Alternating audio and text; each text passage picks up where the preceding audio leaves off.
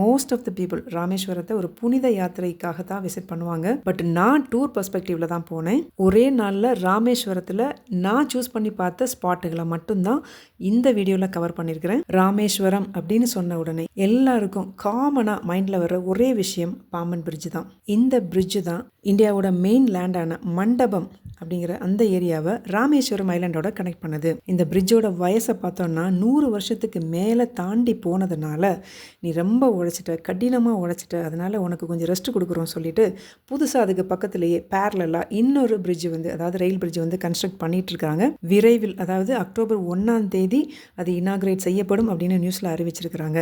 பாம்பன் பிரிட்ஜை பற்றின அருமை பெருமைகளை பற்றி தெரியாதவங்களுக்காக இந்த இன்ஃபர்மேஷன். இந்தியாவிலேயே கடலில் கட்டப்பட்ட முதல் பிரிட்ஜ் அப்படிங்கிற பெருமை மட்டும் இல்லாமல் இது லாங்கஸ்ட் சீ பிரிட்ஜ் அப்படிங்கிற பெருமையும் தட்டிட்டு போகுது. 1914 கட்டப்பட்டதுனால, அதாவது சுதந்திரம் கிடைப்பதற்கு முன்னாடியே கட்டப்பட்டதுனால ஏஜ்ல செஞ்சுரியே அடிச்சிருச்சு. அதாவது 100 வருஷத்தையும் தாண்டி இது பயன்பாட்டில் இருந்திருக்கு. பழைய பிரிட்ஜ் பயன்பாட்டில் இருக்கும் போதே 2019 புதிய பிரிட்ஜ் அதுக்கு பேரலா புது பிரிட்ஜ் ஒன்று கட்ட ஆரம்பிச்சிட்டாங்க. 2022 டிசம்பர் வரைக்குமே இந்த பிரிட்ஜில் ட்ரெயின் ஓடிட்டு தான் இருந்திருக்கு. பாம்பன் பிரிட்ஜ் மேலே ட்ரெயின் போகும்போது வைப்ரேஷன் ரொம்பவே ஜாஸ்தியாக இருக்கு. இது சேஃப்டி கிடையாது அப்படின்னு சென்னை ஐஐடி சேர்ந்த ஒரு டீம் இன்வெஸ்டிகேட் பண்ணி சொன்னதால 2022 ஃபைனலா ட்ரெயின் சர்வீஸ் நிறுத்தப்பட்டிருக்கு. பாம்பன் பிரிட்ஜோட ஒரு முக்கியமான அம்சம் என்னன்னு பார்த்தா, கடல் வழி பாதையில் ஜஸ்ட் ஒரு பிரிட்ஜா மட்டும் கட்டாம நல்ல உயரமான கப்பல்கள் இந்த பிரிட்ஜை கிராஸ் பண்ணி போகணுங்கிறதுக்காக இந்த பிரிட்ஜ் ஒரு இடத்துல ஓப்பன் ஆகி க்ளோஸ் ஆகுது. அப்படி ஓப்பன் ஆகும்போது இதோட ஷேப் பார்த்தீங்கன்னா சிசர்ஸ் வடிவத்தில் இருக்கிறதுனால இந்த பிரிட்ஜுக்கு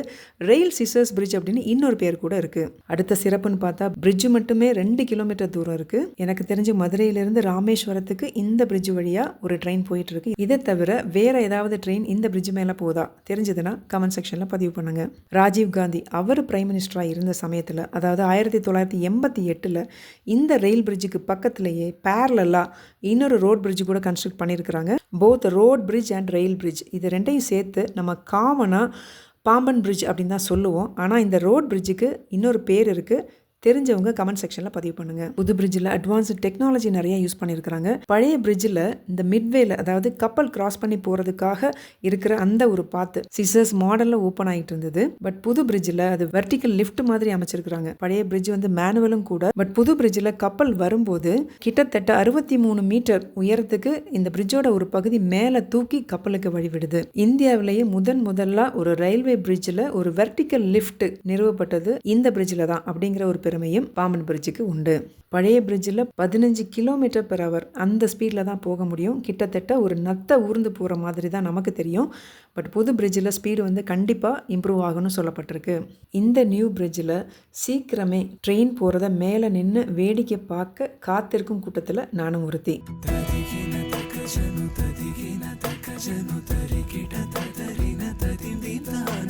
ராமேஸ்வரம் ஒரு ஐலண்டுங்கிறதுனால பீச்சுக்கு இங்கே பஞ்சமே கிடையாது. திரும்புகிற இடமெல்லாம் பீச் தான். அதில் ஒரு முக்கியமான பீச் அப்படின்னு சொன்னால் சங்குமால் பீச். ஆக்சுவலாக நான் பீச்சுக்கு போகல, ஏன்னா எனக்கு இருந்தது ஒரே ஒரு நாள் தான். ஸோ அதனால் மேக்ஸிமம் ஒரு நாளில் ராமேஸ்வரத்தில் என்னெல்லாம் கவர் பண்ண முடியுமோ அதை மட்டும் தான் நான் கவர் பண்ணியிருக்கிறேன். ஸோ நான் போனது சங்குமால் பீச்சுக்கு பக்கத்தில் இருக்கிற ஹோலி ஐலண்ட் அப்படின்னு சொல்கிற ஒரு வாட்டர் ஸ்போர்ட்டுக்கு தான். அட்வென்ச்சராக ஏதாவது ட்ரை பண்ணுப்பா அப்படின்னு நினைக்கிறவங்களுக்கு இது ரைட் ஸ்பாட். நீங்கள் வாட்டர் ஸ்போர்ட் ட்ரை பண்ணணும்னு முடிவு பண்ணிட்டீங்கன்னா காலையில் 9 to 10 o'clock ஸ்பாட்டில் இருங்க. மதியானத்துக்கு மேலே, அதாவது நாங்கள்லாம் 3 o'clock மேலே போனதுனால சீயோட வாட்டர் லெவல் குறைஞ்சி போயிடும். அந்த டைமில் நிறைய வாட்டர் ஆக்டிவிட்டீஸை ஸ்டாப் பண்ணிடுவாங்க. ஸோ மேக்ஸிமம் நமக்கு இருக்கிறது இந்த கயாக்கிங் மட்டும்தான். Banana right, bumper right, jet ski, இந்த மாதிரி முக்கியமான ரைட்ஸ் எல்லாம் ஆஃப்டர்நூனில் க்ளோஸ் பண்ணிடுவாங்க. போட்டு இப்போ இப்படி திரும்புதுன்னா இந்த சைடு இப்படி best time for all the activities அப்படின்னு சொன்னால் மார்னிங் டைம் தான். வாட்டர் ப்ரூஃப் கேமரா உங்ககிட்ட இருந்ததுன்னா தாராளமாக எடுத்துகிட்டு போங்க. இல்லைனா அங்கே ரெண்டலுக்கும் கேமரா கொடுக்கப்படுறதா சொல்கிறாங்க.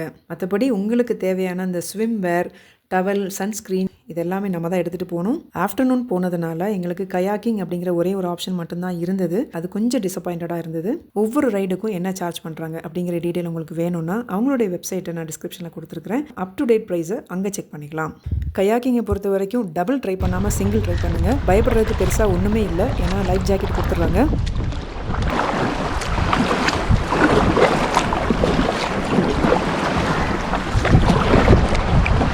சிங்கிள் அப்படிங்கிற போது கண்ட்ரோல் நம்மக்கிட்ட இருக்கும். டபுள் அப்படிங்கும்போது நமக்கு வந்து கண்ட்ரோல் மாறி மாறி போகிறதுனால நம்ம ஒரு பக்கம் போனால் அது ஒரு பக்கம் போகும். ஸோ பெட்டர் சிங்கிளாக ட்ரை பண்ணுறது நல்லது. பயப்படுறதுக்கு பெருசாக ஒன்றுமே இல்லை. சேஃப்டி மெஷர்ஸ் எல்லாம் வச்சுருப்பாங்க.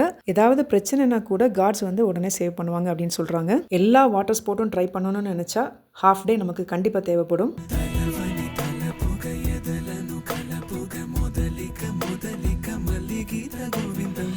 ராமேஸ்வரத்தில் அடுத்த ஒரு முக்கியமான ஸ்பாட் அப்படின்னு சொன்னால் டாக்டர் ஏபிஜே அப்துல் கலாம் அவர்களுடைய மெமோரியல். மேகாலயா அதோட கேபிட்டல் ஷில்லாங்கில் IIM அதாவது இந்தியன் இன்ஸ்டியூட் ஆஃப் மேனேஜ்மெண்ட் அங்கே ஒரு ஸ்பீச் கொடுத்துட்டு இருக்கிறாரு டாக்டர் அப்துல் கலாம். திடீர்னு ஏற்பட்ட கார்டியாக் அரெஸ்ட்னால நிலை தடுமாறி கீழே விழுந்த கலாம் அவர்கள் நம்மை விட்டு பிரிந்த வருடம் 2015. தன்னுடைய சொந்த ஊரான ராமேஸ்வரத்தில் தான் தன்னுடைய உடல் அடக்கம் செய்யப்படணும் அப்படிங்கிறது கலாம் அவர்களுடைய விருப்பமாக இருந்தது. ராமேஸ்வரத்தில் இருக்கிற பேய்கரும்பு அப்படிங்கிற ஒரு இடத்துல தான் அவர்களுடைய அடக்கத்தலம் இருக்கு. ராமேஸ்வரம் போனா பார்க்க வேண்டிய இடத்துல இதுவும் ஒன்று. மொபைல் கண்டிப்பாக உள்ள அலௌடு இல்லை. தரவாக செக் பண்ணி தான் உள்ளே அனுப்புவாங்க. இந்த மெமோரியலுக்கு ஆப்போசிட்லேயே ஒரு மொபைல் லாக்கர்னு சொல்லிட்டு ஒரு ஆப்ஷன் நான் பார்த்தேன். பட் நான் அதை ட்ரை பண்ணல. நாங்கள் கார்லேயே வச்சுட்டு போயிட்டோம். பணிகள்லாம் முடிவடைஞ்சு 2017 தான் பப்ளிக் ஆக்சஸுக்கு இந்த மெமோரியல் வருது.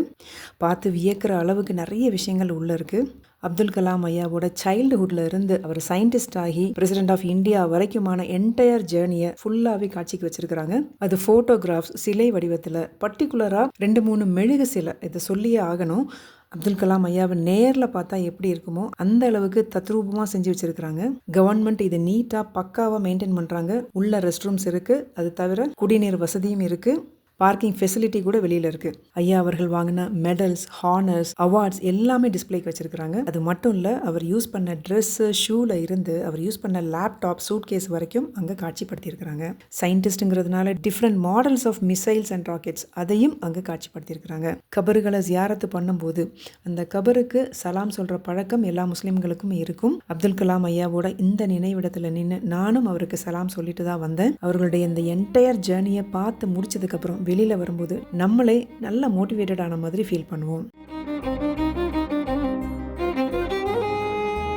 ராமேஸ்வரத்தில் இருக்கிற அடுத்த ஒரு ஃபேமஸான பீச் அப்படின்னா அரியமான் அப்படிங்கிற இடத்துல இருக்கிற இந்த குஷி பீச் தான். நாங்கள் பீச்சை ரீச் பண்ணும்போது சன்செட் டைமே ஆயிடுச்சு. ஏன்னா அந்த ஒன் டே ட்ரிப்பில் கடைசியாக போன ஸ்பாட்டு இதுதான். ராமேஸ்வரத்தில் ரொம்ப ஃபேமஸான பீச் இது. ராமேஸ்வரத்துல இருந்து 21 கிலோமீட்டர் தூரத்தில் இருக்குது. ரொம்ப பாப்புலரான ஒரு பிக்னிக் ஸ்பாட்டு தான் இது. இதுக்கு நம்ம நினச்ச டைம்லலாம் போக முடியாது. இதுக்குன்னு ஒரு டைம் இருக்குது. காலையில் 6 மணிலேருந்து ஈவினிங் 6 மணி வரைக்கும் தான் இந்த பீச்சுக்கு அலௌடு. இந்த பீச் ரொம்பவும் க்ரௌடடாக இல்லாமல் ஓரளவுக்கு மக்கள் இருக்கிறாங்க. பட் மெயின்டெனன்ஸ் அப்படிங்கிற விஷயத்தில் எனக்கு அவ்வளோ சாட்டிஸ்ஃபைடாக இல்லை. குப்பைகள் அதிகமாக இருக்குது. நாய், மாடு இதோட கழிவுகளை நிறைய பார்க்க முடியுது. ஸோ நீட்னஸ், கிளன்லினஸ் இந்த விஷயத்தில் எனக்கு இந்த பீச் மக்கள் சொல்கிற அளவுக்கு அவ்வளோ சாட்டிஸ்ஃபைடாக இல்லை. இந்த பீச்சோட ஸ்பெஷாலிட்டி அப்படின்னு பார்த்தா இங்கேயும் ஒரு 10 minutes போட்டிங் ஆப்ஷன் இருக்குது. 150 ரூபான்னு சொல்கிறாங்க. பட் நாங்கள் ட்ரை பண்ணல. ட்ரை பண்ணுறதுக்கு நேரம் இல்லை. இந்த பீச்சோட ஹைலைட் என்ன அப்படின்னா அலைகள் ரொம்ப கம்மியாக இருக்கிறதுனால இந்த பீச்சை பார்க்கும்போது ஒரு பெரிய ஒரு பூல் மாதிரி தெரியுது. இந்த பீச்சுக்கு போகிறவங்க எல்லாமே கண்டிப்பாக குளிப்பாங்க. பீச்சுக்குள்ளே ரொம்ப தூரத்துக்கு போய் கூட குளிச்சுட்டு வர்றாங்க. பட் இங்கே ஜெல்லி ஃபிஷ் பிரச்சனை இருக்குன்னு சொல்கிறாங்க. அதாவது ஜூலை, ஆகஸ்ட் இந்த மாதிரி சீசனில் தான் இது இருக்குன்னு சொல்கிறாங்க. ஜெல்லி ஃபிஷ் கடிச்சா நமக்கு ஸ்கின் டிசீஸ் மட்டும், அதாவது அரிப்பு இந்த மாதிரி பிரச்சனைகள் மட்டும் வராமல் நிறைய ஹெல்த் இஷ்யூஸ் வரும்னு சொல்கிறாங்க. அதனால் இந்த பீச்சுக்கு போனாலே குளிக்கணும்னு தோணும். பட் ஜாக்கிரதையாக குளிங்க. இந்த பீச்சில் அடுத்த ஒரு ஹைலைட் அப்படின்னு சொல்லணும்னா இந்த பீச்சுக்கு பக்கத்தில் இருக்கிற குஷி ரிசார்ட்டுக்கு பக்கத்தில் ஒரு ப்ரைவேட் ஸ்விம்மிங் பூல் இருக்குது. ஒரு ஆளுக்கு 100 ரூபாய் என்ட்ரி ஃபீஸ் இருக்குது. இன்கேஸ் பீச்சில் குளித்து விளாண்டதுக்கு அப்புறம் நல்ல தண்ணியில் குளித்து ட்ரெஸ் சேஞ்ச் பண்ணணும்னு நினச்சிங்கன்னா இந்த ஆப்ஷனை யூஸ் பண்ணிக்கலாம். லேடிஸ் அண்ட் ஜென்ஸுக்கு செப்பரேட்டாக டாய்லெட் அண்ட் ட்ரெஸ்ஸிங் ரூம் இருக்குது. இங்கே எனக்கு பிடிச்ச ஒரு முக்கியமான ஒரு விஷயம் என்ன அப்படின்னா இங்கே ஒரு ஆர்டிஃபிஷியலாக ஒரு வாட்டர் ஃபால்ஸ் வந்து செட்டப் பண்ணியிருக்கிறாங்க.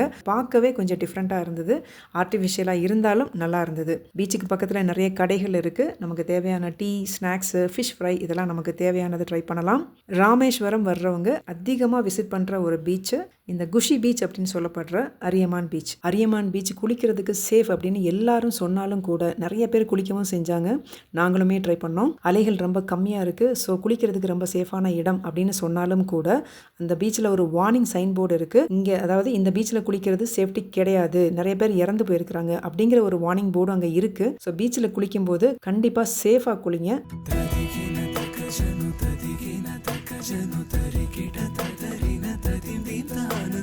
ராமேஸ்வரத்தில் ஸ்பெண்ட் பண்ணுறதுக்கு உங்களுக்கு இன்னொரு நாள் இருக்குது அப்படின்னா நீங்கள் இந்த இடங்களை எல்லாம் ட்ரை பண்ணலாம். புனித யாத்திரையாக ராமேஸ்வரத்துக்கு போகிறீங்க அப்படின்னா இன்னும் பார்க்குறதுக்கு நிறைய கோயில்கள், தீர்த்தங்கள் அப்படின்னு சொல்லப்படுற நிறைய பீச்சு இதெல்லாம் நிறைய இருக்குது. Morning 9 o'clock A P J Abdul Kalam மெமோரியலில் ஆரம்பித்த எங்கள் day Kurusadai island, Dhanushkodi, Sangumal beach, Pamban bridge, கடைசியாக அரியமான் பீச்சில் இந்த டே முடிஞ்சது. குருசடை தீவை பற்றி செப்பரேட்டாக வீடியோ போட்டிருக்கிறேன். டிஸ்கிரிப்ஷனில் லிங்க் இருக்குது, செக் பண்ணிக்கோங்க.